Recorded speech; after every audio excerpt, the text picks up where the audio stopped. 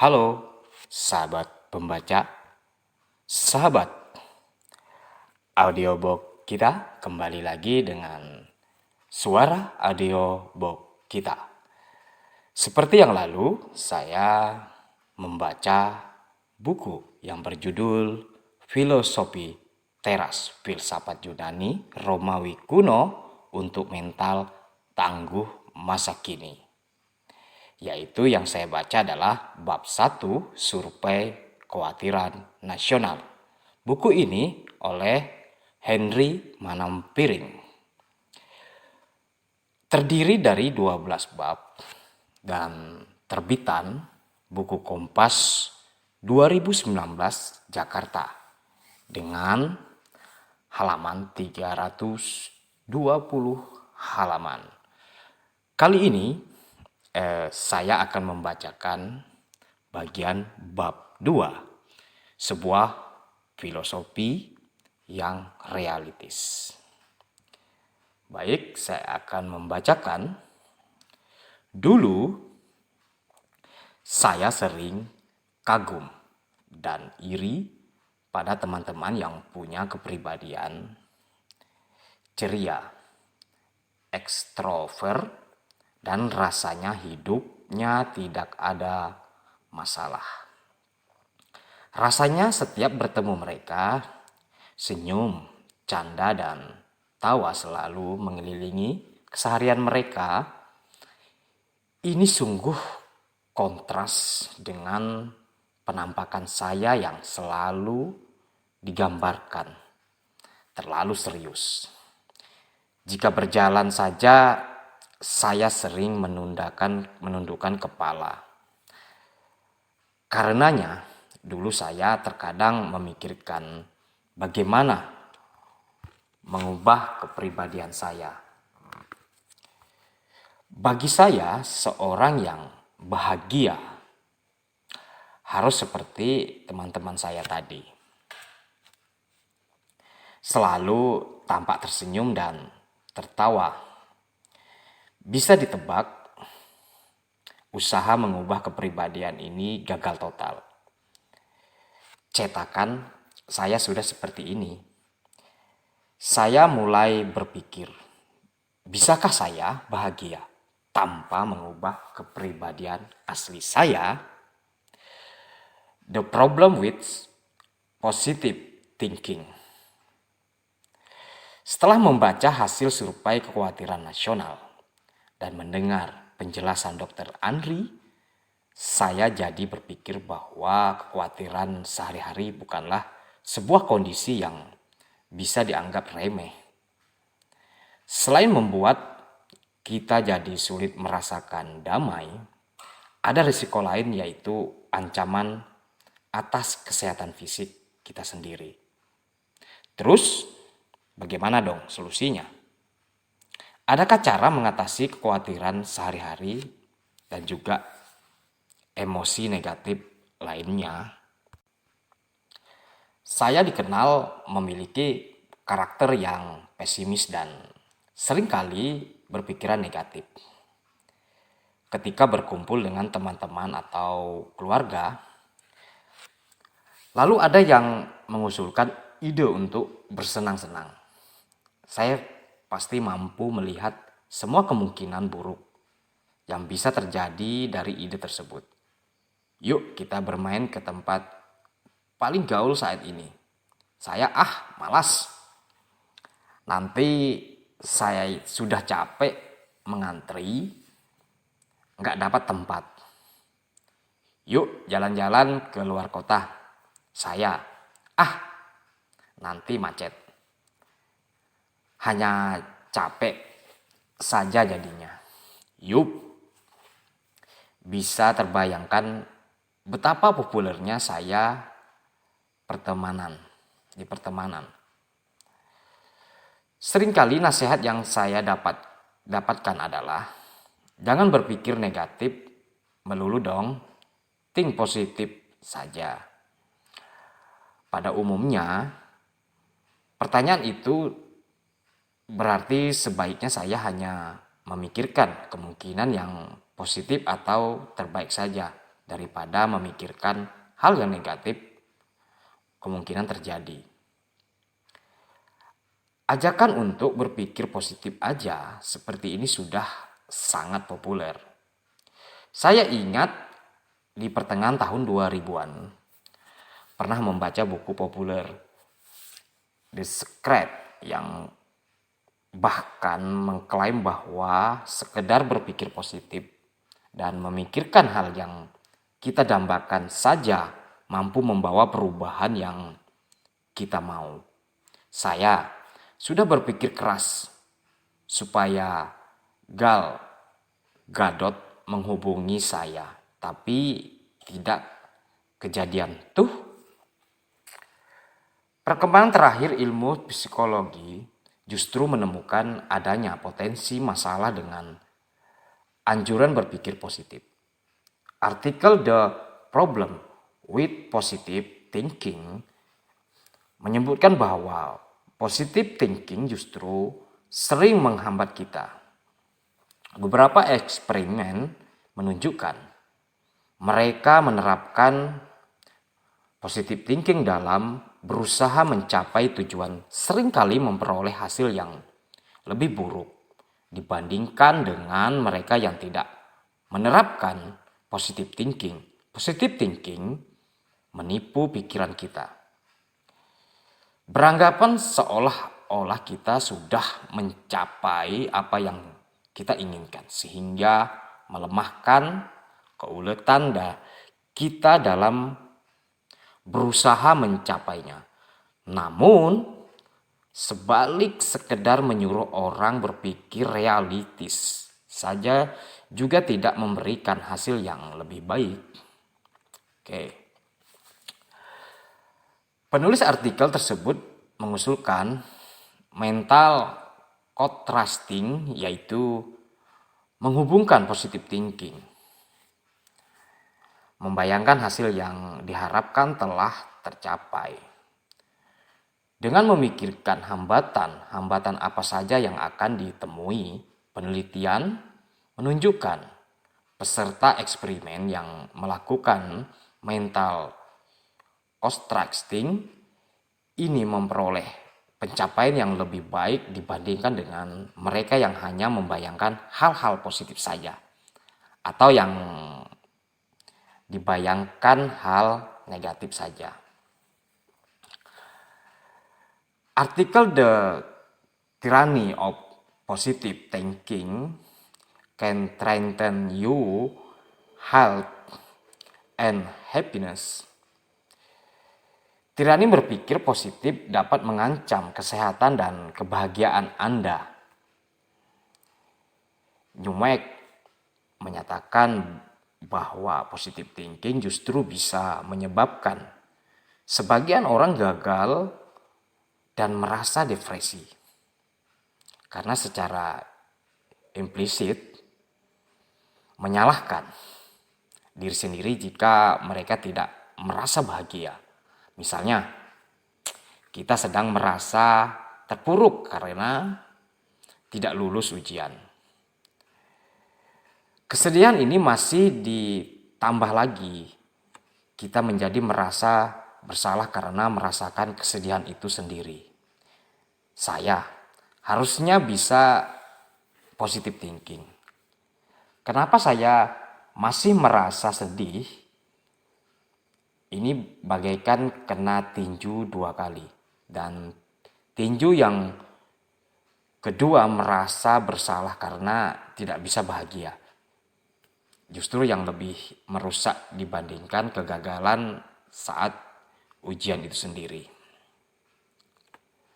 Julian Norem, profesor psikologi dari Wellesley College, yang menjadi narasumber artikel tersebut, meneliti mengapa beberapa orang justru memberi respon lebih baik terhadap peristiwa negatif. Sebuah sikap yang disebutnya sebagai pesimisme defensif. Penelitiannya menunjukkan bahwa dengan memikirkan segala sesuatu yang bisa berjalan tidak sesuai rencana, orang-orang ini justru mengurangi kekhawatiran mereka dan seringkali sanggup untuk mengantisipasi hambatan-hambatan tersebut. Dari artikel yang sama, penulis Barbara Ehrenreich menyalahkan krisis finansial 2008 kepada para investor yang menolak untuk memikirkan kemungkinan yang buruk. Berinvestasi hanya membayangkan untung besar saja. Tidak mau memikirkan bahwa investasi bisa juga merugikan. Nanti kita akan melihat bagaimana temuan di atas sudah dipikirkan oleh para filsuf Stoa sejak 2000 tahun yang lampau. Bagaimana dengan agama? Tidakkah agama seharusnya menawarkan secara memperoleh kedamaian di dunia selain di surga? Walaupun di atas kertas memang demikian, tetapi dari pengamatan pribadi saya bahwa orang masih menjadikan agama hanya sebagai tiket ke surga. Nah, di mana ritual keagamaan menjadi sekedar daftar yang harus dicenteng untuk memenuhi syarat masuk surga. Tetapi para penganutnya tidak memahami dan menerapkan substansinya sebagai pedoman kedamaian dalam hidup sehari-hari. Bahkan seringkali interpretasi agama dijadikan alasan untuk bertengkar dan menyakiti orang lain. Selain itu, identitas agama sering dijadikan dasar untuk membedakan. Bukan untuk mencari kesamaan yang mempertemukan. Common ground, bro mencari kesamaan antar agama dan keyakinan yang berbeda. Bahkan di dalam agama yang keyakinan yang sama saja kita bisa mencari perbedaan interpretasi, mazhab, dan ritual untuk dipertengkarkan. Ini sebabnya sangat disayangkan karena berbagai agama menawarkan mutiara kehidupan yang kaya dan saling melengkapi. Tetapi label identitas agama yang berbeda-beda justru bisa mendirikan tembok-tembok yang memisahkan, misalnya karena gue Kristen, gue nggak mau membaca kebijaksanaan yang ada di agama Islam, atau karena gue Muslim, gue nggak mau membaca kebijakan yang ada di agama Hindu, dan seterusnya. Adakah ide alternatif yang bisa membantu kita merasa lebih tenang dan damai tanpa terbentur label dan politik identitas? Filosofi teras kira-kira 300 tahun sebelum Masehi atau sekitar 2300 tahun yang lalu, seorang pedagang kaya dari Siprus, sebuah pulau di selatan Turki, bernama Zeno melakukan perjalanan dari Ponisia ke Pireus dengan kapal laut melintasi laut Mediterania. Zeno membawa barang dagangan khas daerah Phoenicia, yaitu semacam pewarna tekstil berwarna ungu yang sangat mahal yang sering dipakai untuk mewarnai jubah raja-raja. Pewarna ini dibuat dari ekstrak siput laut dan proses membuatnya sangat melelahkan karena ribuan siput laut ini harus dibuka dengan tangan hanya untuk mendapatkan beberapa gram ekstrak warna. Karenanya, tidak heran barang ini sangat berharga dan mahal. Malang tidak bisa ditolak. Kapal yang ditumpangi Zeno karam. Zeno tidak hanya kehilangan seluruh barang dagangannya yang teramat mahal, tetapi ia juga harus terdampar di Athena. Wow, ini tentunya sebuah cobaan yang besar. Tidak hanya kehilangan harta benda, tetapi juga harus menjadi orang asing yang luntang-lantung di kota yang bukan rumahnya. Suatu hari di Athena ia pergi mengunjungi sebuah toko buku yang menemukan sebuah buku filsafat yang menarik hatinya. Ia bertanya kepada si pemilik toko buku, di manakah ia bisa bertemu dengan filsuf-filsuf seperti penulis buku itu. Kebetulan saat itu melintaslah Krates, seorang filsuf aliran sinik, dan sang penjual buku menunjuk kepadanya Zeno. Zeno pun pergi mengikuti Krates untuk belajar filsafat darinya. Zeno kemudian belajar dari berbagai filsuf yang berbeda dan kemudian ia pun mulai mengajar filosofinya sendiri. Ia senang mengajar di sebuah teras berpilar dalam bahasa Yunani. Di sebuah stoa yang terletak di sisi utara di agora, tempat publik yang digunakan untuk berdagang dan berkumpul. Mungkin semacam alun-alun Yunani kuno, ya, di kota Athena. Sejak itu para pengikutnya disebut kaum Stoa. Dalam proses penulisan buku ini, saya menemukan banyak orang sulit menyebutkan stoisisme. Karenanya untuk memudahkan judul buku saya menyebut filosofi teras, langsung dari kata stoa. Oke.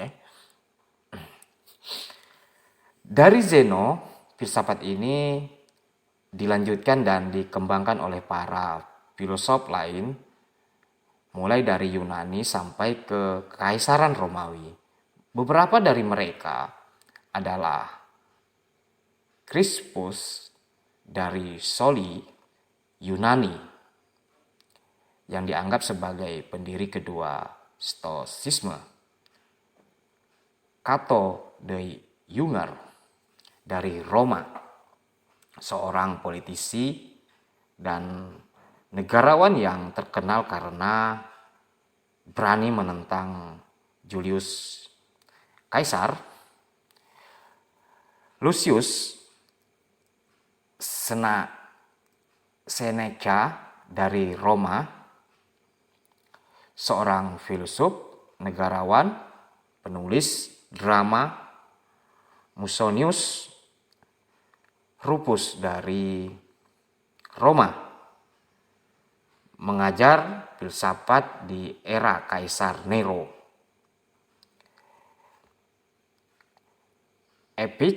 Epictetus dari Yunani, terlahir sebagai budak, kemudian mendapat kebebasan dan tinggal di Roma.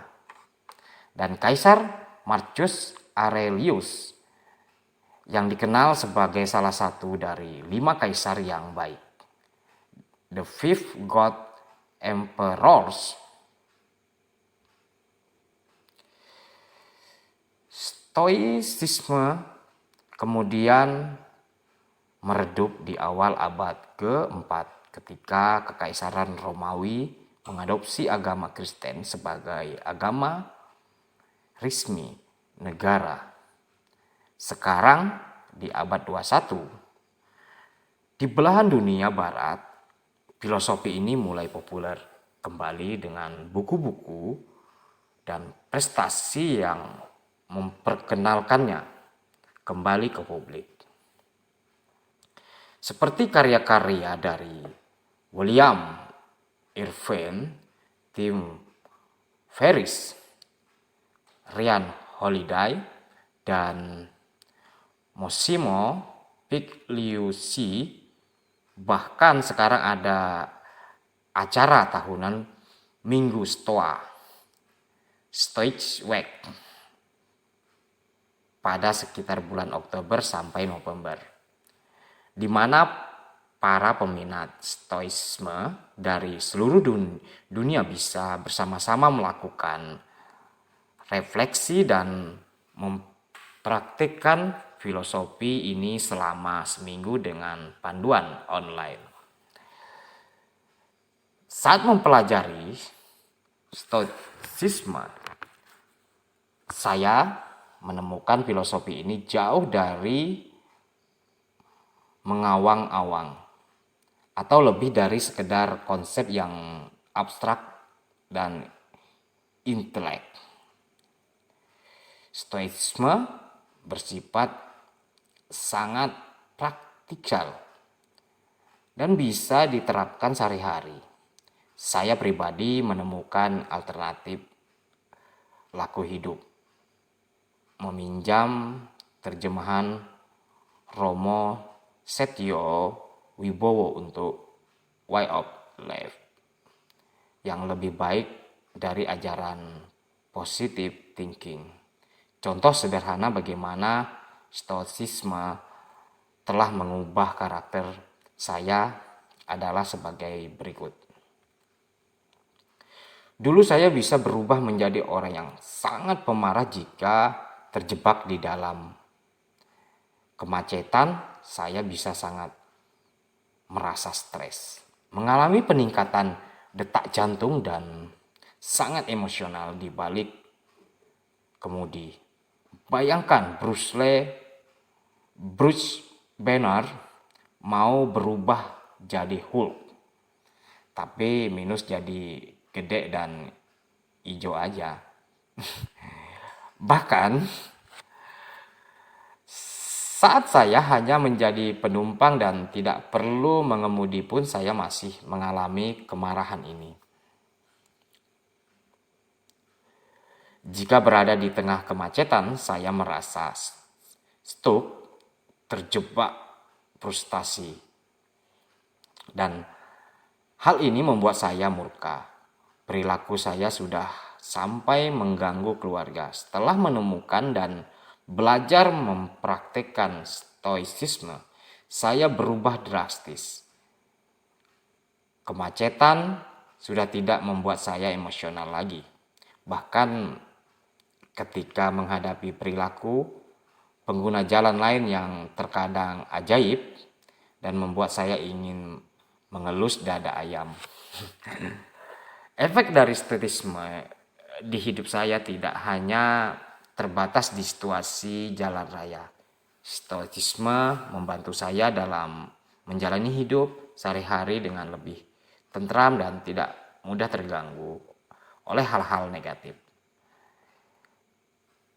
Kesialan, tekanan, pekerjaan, sampai ke perilaku orang yang menyebalkan di sekitar, karena saya telah merasakan manfaat mempraktekkan stoicisme.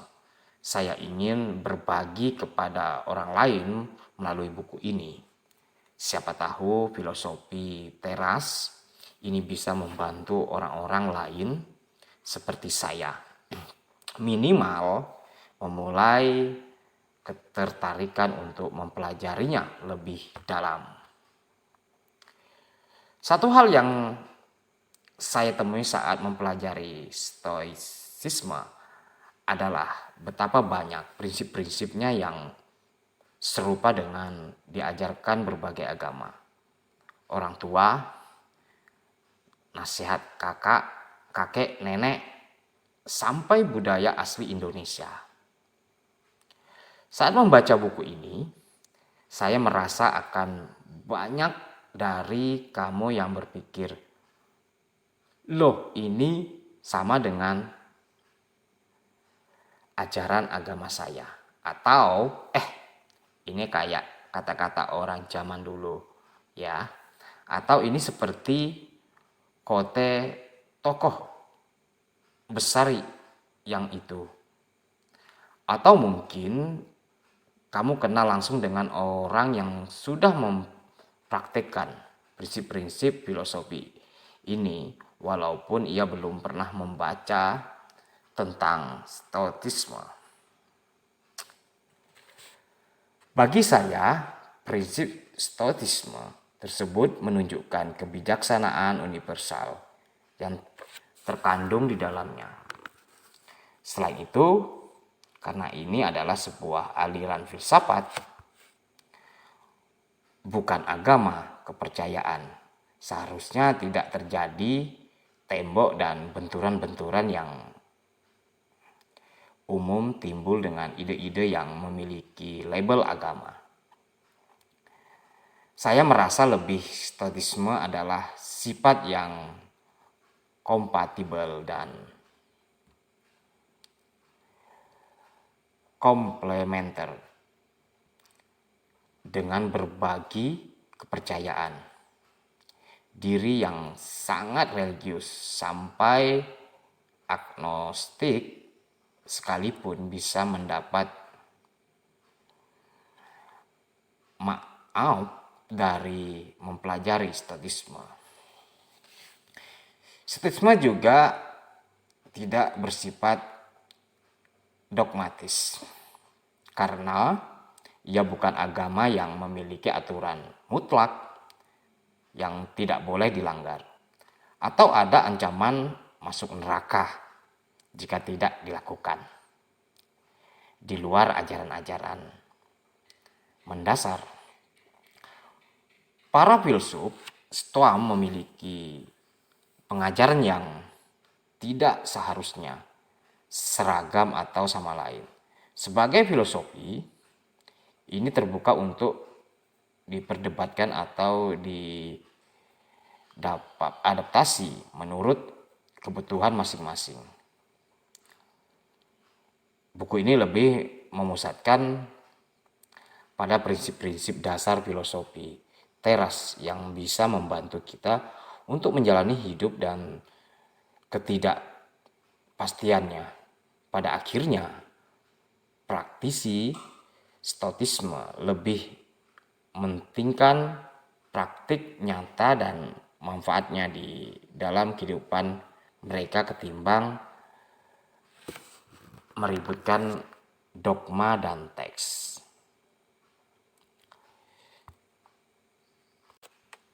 Apa tujuan utama dari filosofi teras? Mari kita mulai dari apa yang bukan merupakan tujuan Stoicisme. Stoicisme tidak dimaksudkan untuk mendapatkan hal-hal yang bersifat eksternal, seperti sukses jodoh, disayang bos dan istri sendiri, bukan istri si bos. Mendapatkan ide bisnis, startup, yang gampang memperoleh investasi jutaan dolar, atau anak-anak yang jenius. Ini yang membedakannya dari banyak ajaran self-help populer masa kini. Nanti akan dijelaskan alasan mengapa para filsuf Stoa tidak mengejar hal-hal tersebut. Yang terutama ingin dicapai oleh Stoicisme adalah 1. Hidup bebas dari emosi negatif, sedih, marah, cemburu, curiga, baper, dan lain-lain. Mendapatkan hidup yang tentram, tranquil. Ketentraman ini hanya bisa diperoleh dengan memfokuskan diri pada hal-hal yang bisa kita kendalikan. Kita akan membahas lebih lanjut di bagian-bagian berikut. 2. Hidup mengasah kebajikan. Virtues. Ada 4 kebijakan utama menurut Stoicisme. A. Kebijaksanaan, wisdom, kemampuan mengambil keputusan terbaik di dalam situasi apapun. B.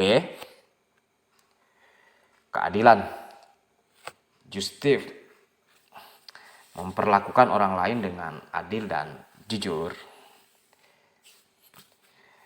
C. Keberanian, courage, keberanian berbuat yang benar. Berani berpegangan pada prinsip yang benar. Ini bukan berani dalam makna sempit seperti bernyali masuk kandang singa. Walaupun jika kita membaca kisah hidup para filsuf Stoa, rasanya mereka juga akan berani masuk kandang singa jika memang perlu. D. Menahan diri, temperance, disiplin, kesederhanaan, kepantasan dan kontrol diri atas nafsu dan emosi.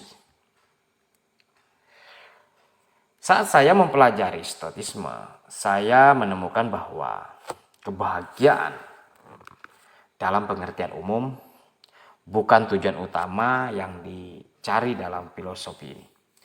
Para filosof Stoa lebih menekankan pada mengendalikan emosi negatif dan mengasah virtua, kebajikan, atau terjemahan lainnya keutamaan.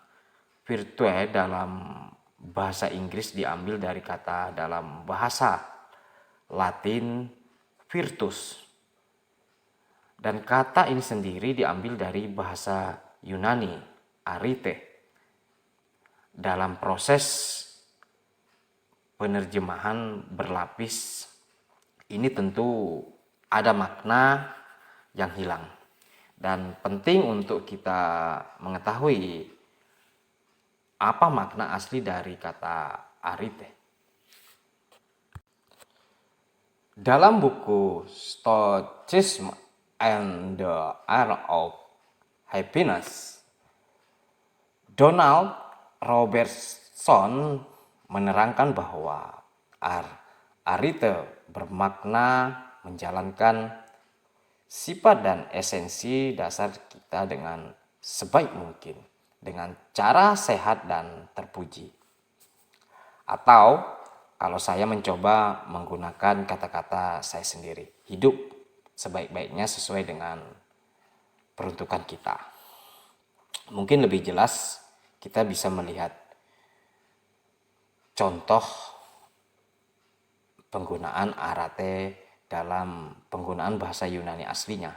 Seekor kuda yang kuat, tangguh, dan bisa berlari kencang bisa disebut memiliki arete. Sementara dalam bahasa Inggris tidak mungkin kuda itu disebut memiliki virtue, atau dalam bahasa Indonesia kuda disebut bajik. Ini artinya si kuda yang kuat dan berlari kencang ini sudah menjalankan hidupnya sebaik-baiknya sesuai filsafat dan esensi dasar dari kuda. Filosofi teras percaya bahwa hidup dengan arete, virtue, kebajikan ini yang harus dikejar oleh kita semua, bersama-sama dengan kemampuan mengendalikan emosi negatif. Maka hidup yang tentram, damai, dan tangguh akan hadir sebagai konsekuensi. Namun, untuk hidup dengan arate kita harus terlebih dahulu mengetahui apa sebenarnya esensi dan peruntukan kita sebagai manusia. Ini yang akan dibahas di bab berikutnya. Berbeda dari banyak aliran filsafat lain, Stoicisme terasa lebih menekankan pada praktik dan tidak terlalu pada diskusi intelektual menyangkut ide-ide dan konsep abstrak. Semakin banyak saya membaca mengenai Stoicisme, semakin saya merasa para tokoh-tokoh filsafat ini bisa menyerupai psikolog, konselor, guru BP, sekarang namanya guru BK, bimbingan konseling, ya. Dan life coach untuk zamannya. Mereka adalah pengamat perilaku manusia dan human constitution yang tajam. Sangat mengerti kehidupan manusia, bisa membedakan kebahagiaan dan damai yang substansial dari yang dangkal, dan juga pragmatis dalam menerapkan sehari-hari. Salah satu alasan mengapa saya menyukai filosofi ini adalah karena siapapun bisa ikut mempraktekannya tanpa harus bergantung pada atribut-atribut seperti kekayaan, prestasi, akademis, inteligensi, bawaan, warna kulit, suku, karir, atau profesi. Stoicisme sama sekali tidak terpesona dan tidak mementingkan pencapaian dunia seperti kekayaan, kesuksesan karir, popularitas, dan lain-lain. Ini yang menjadikan Stoicisme sebagai filosof yang bersifat inklusif, merangkul semua. Harta benda, popularitas, gelar akademis, dan melebihi panjang nama hal-hal tersebut bukan definisi sukses. Dan juga bukan bukti bahwa seseorang mempraktekkan Stoicisme. Ini tampak nyata dari latar belakang para filosof Stoa yang beragam, melalui dari politisi, kaisar, pedagang, sampai mantan budak. Sebaliknya, jika seorang memiliki rasa tentram dan sukacita yang tidak mudah goyang di situasi hidup apapun, jika ia menunjukkan kepedulian sosial, jika ia hidup dalam kebajikan, maka inilah buah-buah dari praktek Stoicisme.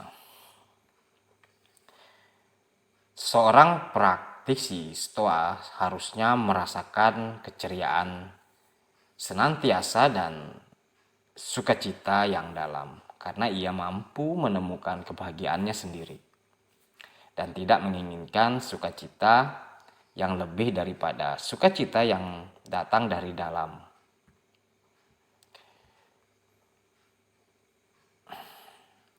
Tujuan membebaskan kita dari emosi negatif, minimal menguranginya. Rasanya sangat relevan dan kehidupan sekarang yang penuh ketidakpastian. Setelah membaca hasil survei kekhawatiran nasional, rasanya pemikiran purba ini tetap relevan. Bahkan sesudah lewat lebih dari 2000 tahun, di dalam artikel "Why Stoicism Matters Today", Kare Anderson menyebut beberapa alasan mengapa Stoicisme tetap relevan di masa kini. 1. Stoicisme ditulis untuk menghadapi masa sulit. Stoicisme lahir di era penuh peperangan dan krisis di Yunani. Filsafat ini tidak menjanjikan materi ataupun damai di akhirat, tapi damai di tentram yang kokoh di kehidupan sekarang.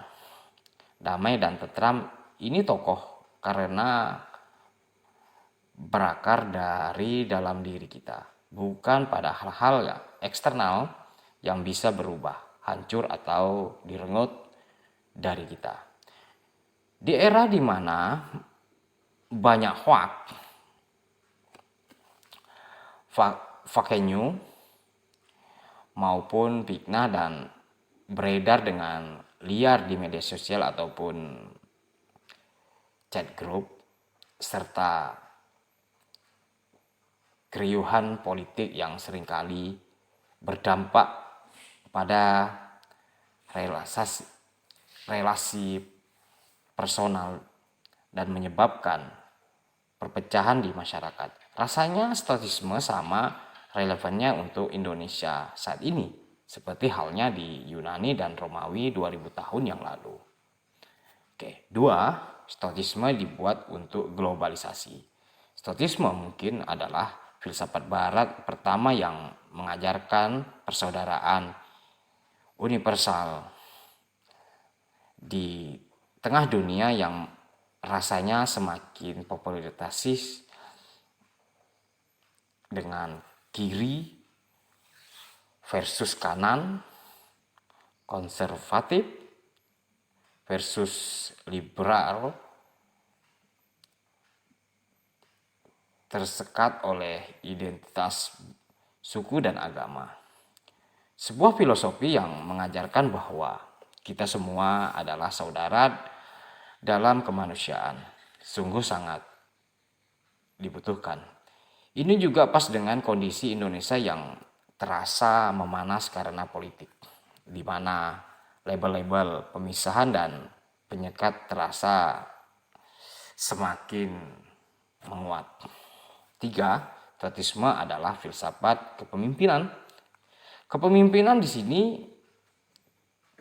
tidak sesempit kepemimpinan tim, organisasi ataupun negara, tetapi dimulai dari memimpin diri sendiri. Stoicisme mengajarkan kita untuk memprioritaskan mengendalikan diri sendiri sebelum mencoba mengendalikan hidup-hidup orang-orang yang di luar kita. Stoicisme membekali para pemimpin untuk tegar di dalam kegagalan dan rendah hati di saat sukses. Bekal ini berguna bagi siapapun, tidak terbatas pada mereka yang mengaku pejabat resmi. Buku The Daily Stoics memaparkan beberapa orang terkenal yang diketahui berdasarkan pengakuan langsung maupun tulisan-tulisan mereka, mempelajari dan mempraktikkan stoicisme dalam kehidupannya. Seperti mantan Presiden Amerika Serikat Bill Clinton, aktris Anna Kendrick, aktor Tom Hiddleston, penulis J.K. Rowling, dan Nicholas Nassim Taleb, penulis favorit saya yang menulis buku keuangan The Black Swan, buku filosofi teras, tidak dimaksudkan menjadi buku pengantar resmi stoicisme, apalagi sebagai referensi utama. Buku kecil ini tidak mungkin cukup untuk menjelaskan keseluruhan filosofi ini. Saya hanya mengambil inti-inti yang saya rasakan paling mudah dan relevan untuk kehidupan sehari-hari, yang saya gabungkan dengan insight pribadi saya dan juga perspektif para praktisi dari bidang-bidang yang saya anggap relevan. Saya menganjurkan kamu untuk membaca lebih dalam dan menemukan sendiri filosofi ini secara lebih utuh, baik melalui tulisan-tulisan kontemporer mengenainya atau membaca langsung tulisan-tulisan dari tokoh-tokoh filosofi ini. Walaupun sayangnya hampir semua literatur yang saya baca masih menggunakan bahasa Inggris, referensi di internet juga sangat banyak, dari tulisan sampai video, meskipun lagi-lagi sebagai besar masih dalam bahasa Inggris. Anggaplah buku ini menjadi appetizer, hidangan pembuka terhadap filsafat stoicisme, dan semoga dari hidangan pembuka ini kamu tertarik untuk menyantap hidangan utama, yaitu tulisan-tulisan mengenal stoicisme, baik dari penulis asli maupun penulis kontemporer lainnya. Mari kita mulai masuk filosofi teras ini. Tujuan utama dari filosofi teras adalah hidup dengan emosi negatif yang terkendali dan hidup dengan kebajikan, atau bagaimana kita hidup sebaik-baiknya seperti seharusnya kita menjadi manusia.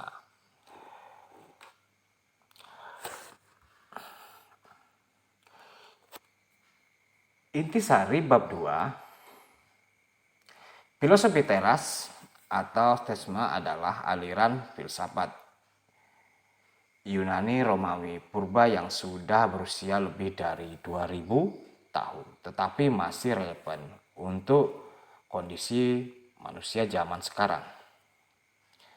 Sebagai sebuah filsafat, stoicisme bisa melengkapi cara kita menjalani hidup. Stoicisme bukan agama kepercayaan. Stoicisme mengandung banyak ajaran dan nilai-nilai universal yang mungkin kita dengar dari filosofi lain, nilai budaya atau agama. Tujuan utama dari filosofi teras adalah hidup dengan emosi negatif yang terkendali dan hidup dengan kebajikan, atau bagaimana kita hidup sebaik-baiknya seperti seharusnya kita menjadi manusia. Nah, para pembaca, sahabat pendengar audiobook, demikianlah kali ini saya sudah membacakan di bagian 2 sebuah filosofi yang realistis dengan buku berjudul Filosofi Teras. Selamat berjumpa dengan bacaan berikutnya di bab 3. Sekian, terima kasih. Salam literasi. Dadah.